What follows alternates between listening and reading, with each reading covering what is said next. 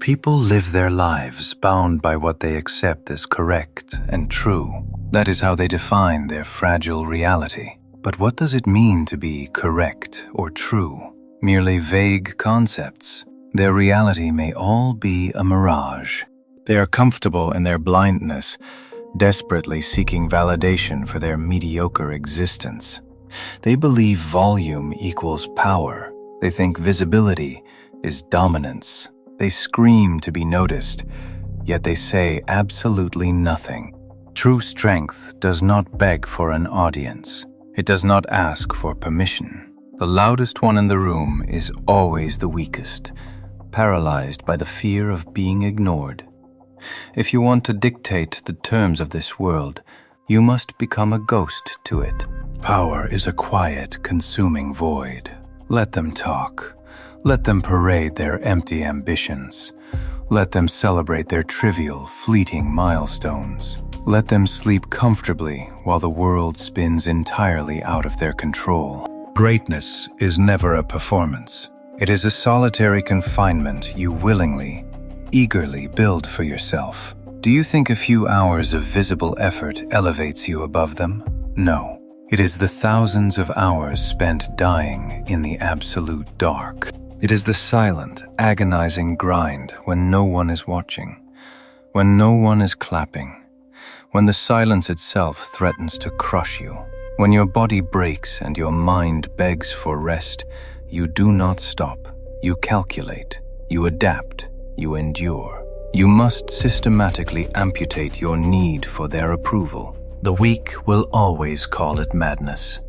They look at the sheer scale of the sacrifice and they call it extreme, simply because their fragile minds lack the psychological endurance to comprehend pure, unadulterated focus. Let them think you are insane. Let them comfortably underestimate you. Their comfortable ignorance is the very blade you will forge and use against them. Obsession is not a flaw. It is the only true currency that buys absolute power. Every silent hour in the dark, every buried failure you refuse to acknowledge as defeat, every drop of sweat they will never have the privilege to see. You are not competing with them. You are arranging the pieces on a board they do not even know exists. You are engineering the very blueprint of their existence while they are busy wasting it.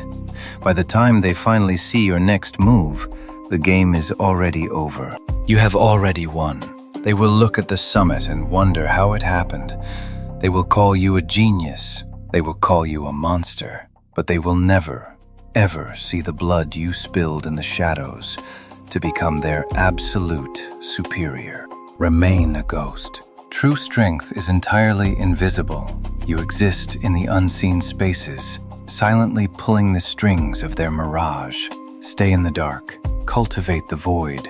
Let them blindly believe they are safe until the exact fraction of a second you decide to shatter their reality.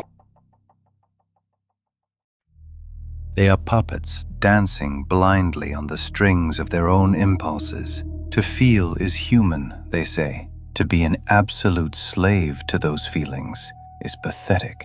Look around you. You see a world drowning in its own pathetic chaos. The masses cry out for salvation, yet they are utterly incapable of saving themselves. Why? Because their vision is clouded. Emotion is the ultimate blindfold. Despair, joy, fear, hesitation, these are nothing but glitches in what should be a perfect system. I do not feel, I calculate. While they weep over their failures and celebrate their trivial victories, I am already writing the next chapter of history. You believe power is physical strength? You think it is loud declarations, furious rage, or the ability to strike down an enemy in a fit of passion? Foolishness. True power is silent. True power is standing in the absolute center of a raging storm and commanding the wind itself to yield to your will. Those who cannot control the landscape of their own minds can never hope to control their destiny. You cling to your feelings because they make you feel alive, but that illusion of life that pathetic attachment to sentiment, is exactly what will destroy you. Discipline is not a mere choice. It is the only acceptable path. Every tear you allow yourself to shed, every second of hesitation, every instance of crippling self-doubt is a concession to your own defeat. Erase it. Purge the weakness from your mind. Become a blank slate, written upon only by ambition, logic, and absolute resolve.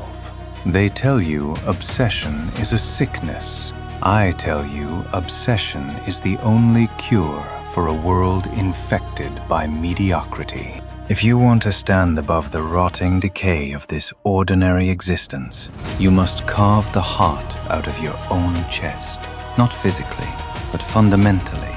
Watch the world burn around you and do not blink. Analyze the flames. Use the heat to forge your empire. They will call you cold. They will call you a monster, a demon, devoid of humanity. Let them. The sheep always fear the shepherd until the wolf arrives. Let them drown in the shallow waters of their trivial emotions while you ascend.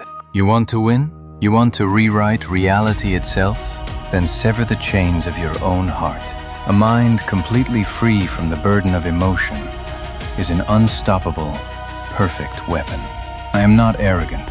I am simply awake. And in a world of sleepwalkers, the one who controls himself controls absolutely everything. You seek companions. You seek understanding. That is your first mistake. To be understood is to be predictable, and to be predictable is to be weak. People live their lives bound by what they accept as correct and true. That is how they define reality.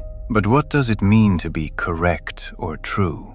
Merely vague concepts. Their reality may all be an illusion. To break this Genjutsu of everyday life, you must sever the ties that bind you to their fragile truths. Attachment is the cradle of fear. It dictates your actions, softens your resolve, and whispers comforting lies when you should be bleeding for your ultimate purpose. If you wish to know who you truly are, you must look at your true self and acknowledge what you see. You cannot do that while staring into the eyes of others, desperately seeking their validation. You must step into the abyss of your own mind, alone. The weak flock together. They share their misery and call it solidarity. They share their complacency and call it peace. True power is not born in the warmth of a comforting crowd. It is forged in the absolute, freezing solitude of obsession. When you are entirely alone, when the world sleeps, when there is no one to applaud your discipline, no one to pity your exhaustion, that is when the real work begins. That is when the grind ceases to be a choice and becomes your only reality. You must become a monster of your own making, driven by an unwavering purpose that eclipses all else.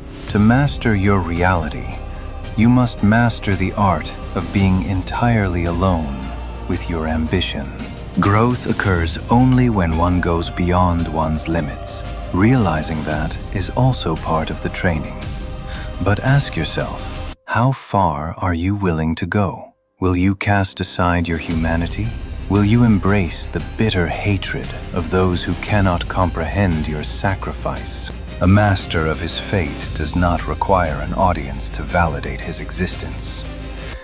He requires only the relentless, suffocating weight of his own goals. The road to absolute strength is universally a lonely one. It is paved with the discarded corpses of your former comforts and the shattered remains of your old excuses. They will call you mad. They will call you a traitor to their expectations. Let them. Their perception is limited by the very weakness they refuse to discard.